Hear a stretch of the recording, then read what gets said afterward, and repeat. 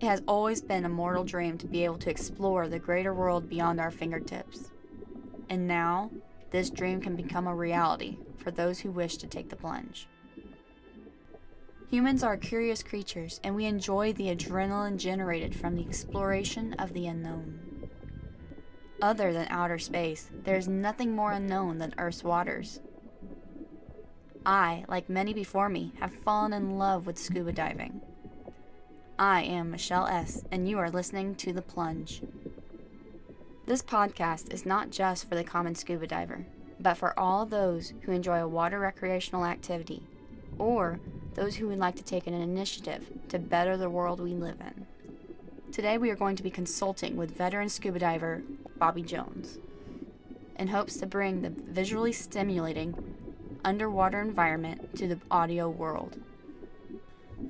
Through his experiences, potential experiences for you the listener, and an insight into some not too difficult initiatives that we can take to help the environment around us.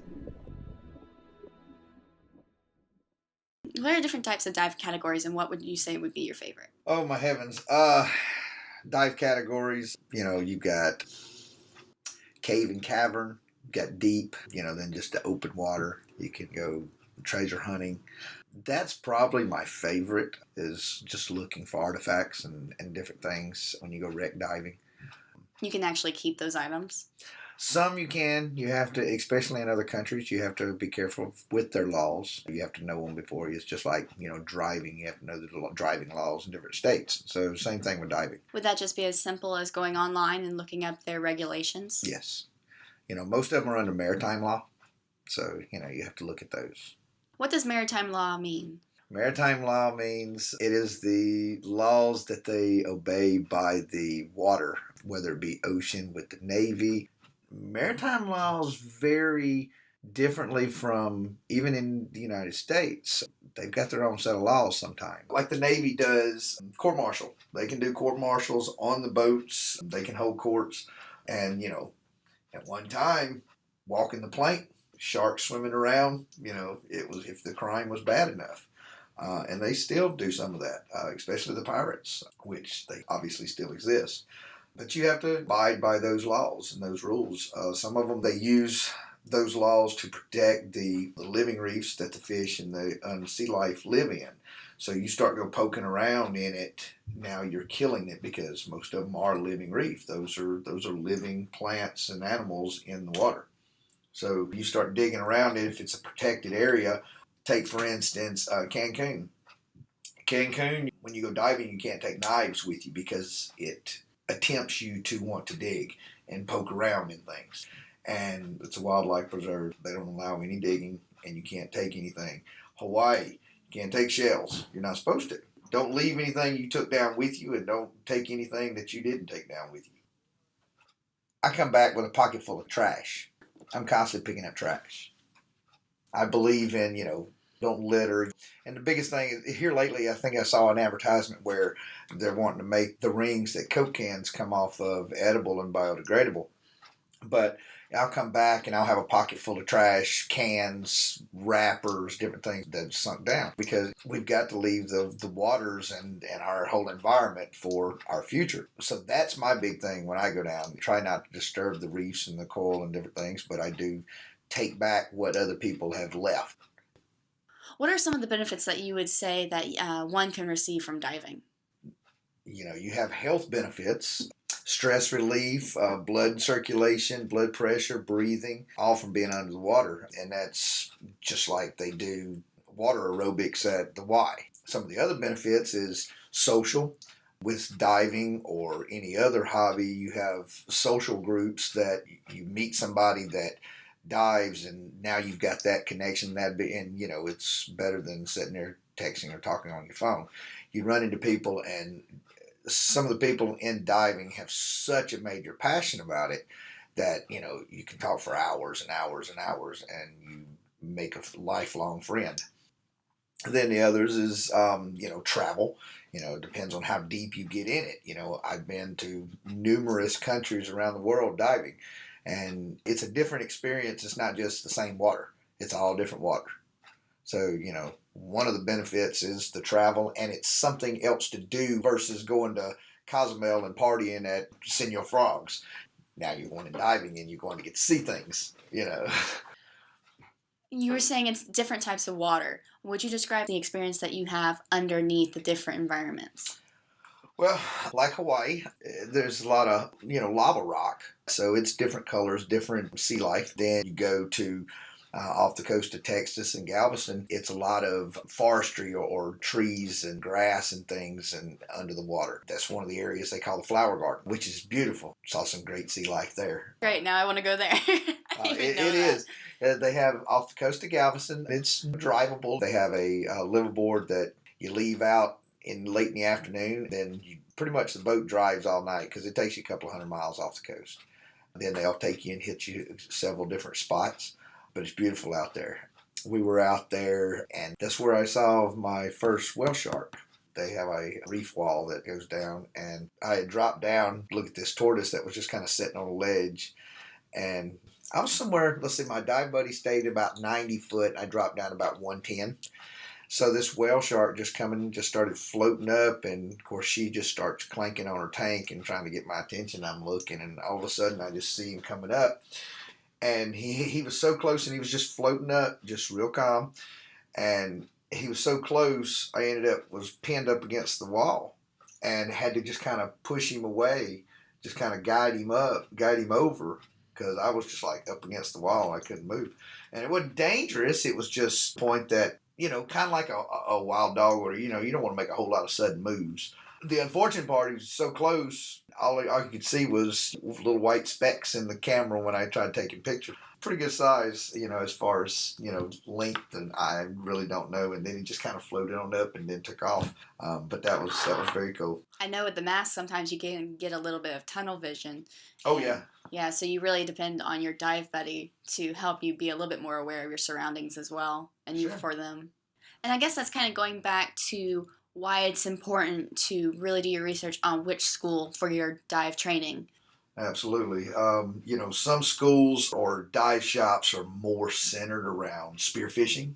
They want to attract the fish and be able to kill them. But then you've got their records. What are they more centered around? Are they centered around recreation? Are they centered around professional? Then you've got some certifications like PADI and NAUI and SSI.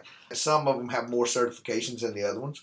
Some of them are more extensive training than others. So, yes, doing your research is definite.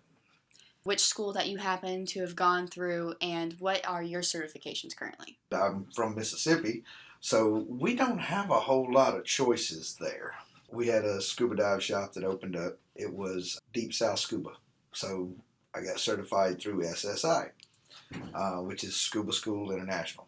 The instructor did one little thing. It was kind of funny. So he made us drink a Dr. Pepper and eat a banana underwater, which is quite interesting. And it's possible to do. You kind of peel the banana and kind of shove it in your mouth. And, then you open the Dr. Pepper and you put your thumb over it and you kind of move it out of the way and it just kind of shoots in your mouth.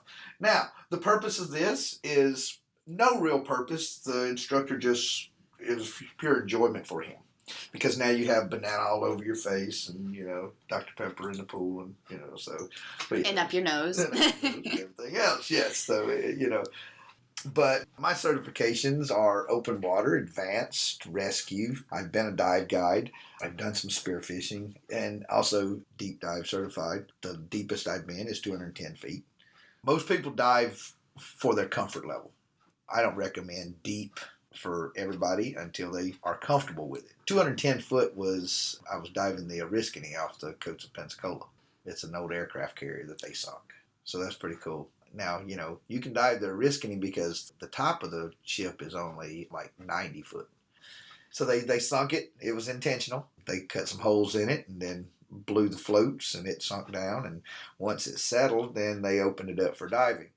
So standing on the flight deck of a United States aircraft carrier for underwater and to see the things that are living in it and growing in it and using it as housing now is just incredible.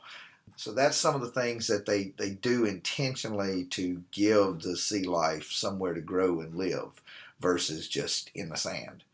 But that is one experience that you would really enjoy is, like I said, standing on the flight deck of an aircraft carrier at 100 plus foot under the water. You mentioned something about how people dive to their comfort levels.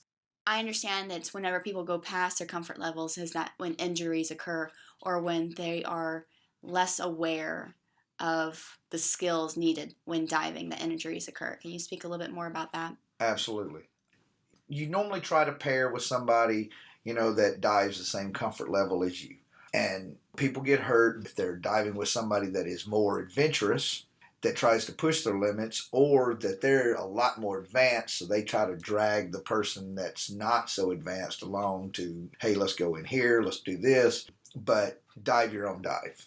If you're not comfortable with going somewhere, don't go.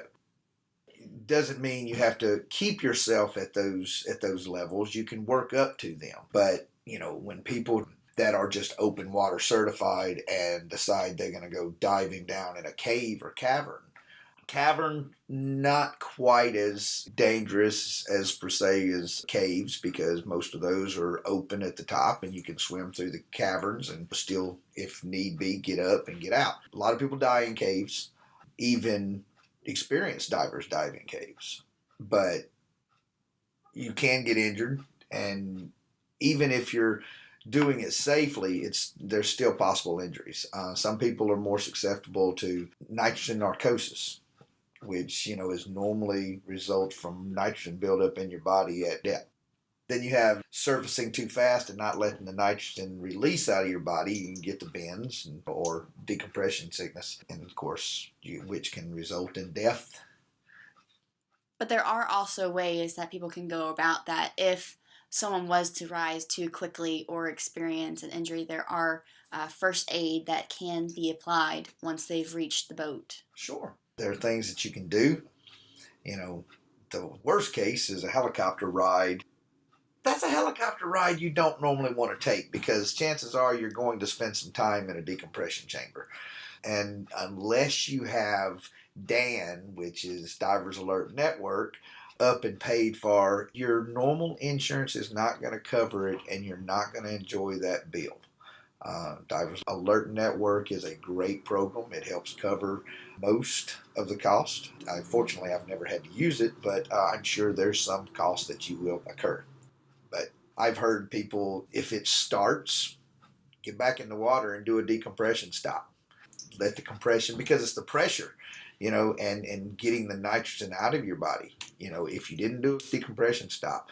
And that's the other part about diving deep. You have to make more decompression stops. But yeah, I've heard people jumping back in the water with their tank on and everything and just staying down 15, 20 foot and burning off the nitrogen. And see, my instructor told us not to do that. Well, I didn't say it was smart, and I didn't say it was right, but I have seen and heard people do it. So, you start getting what we call bubble wrap skin, and that's where it looks like the bubble wrap, the little I know, that always freaks me out, those pictures. Yeah, and that's where the nitrogen is trying to expel out of your body. And some people, they see it and they think, oh, that's pretty cool. Well, no, it's not. It gives me the cringes. I mean, you have to make sure that you breathe right. Exhale, when you're supposed to. Inhale when you're supposed to. Don't hold your breath, because, you can explode your lungs. You can do various health hazards. This is not something that everybody does or can do. And that's what makes it exciting. That's what makes it interesting and adventurous. Not everybody can do it for health reasons, or fear of water, fear of sharks or sea life, boats, whatever. And please do, if you happen to have any health issues, please consult your doctor before diving. Yeah, you sound like a commercial. But yes, absolutely. There's health benefits to it, like we've discussed already, but there's pluses and minuses to everything. So being able to say that I'm a member of this social group that dives, and I believe you and your husband are recent divers, and that's great, and adding to that social group is just phenomenal, especially if you have a love for the ocean and water and the sea life. Going back on a darker note, have you known anyone to experience one of those injuries or actually die?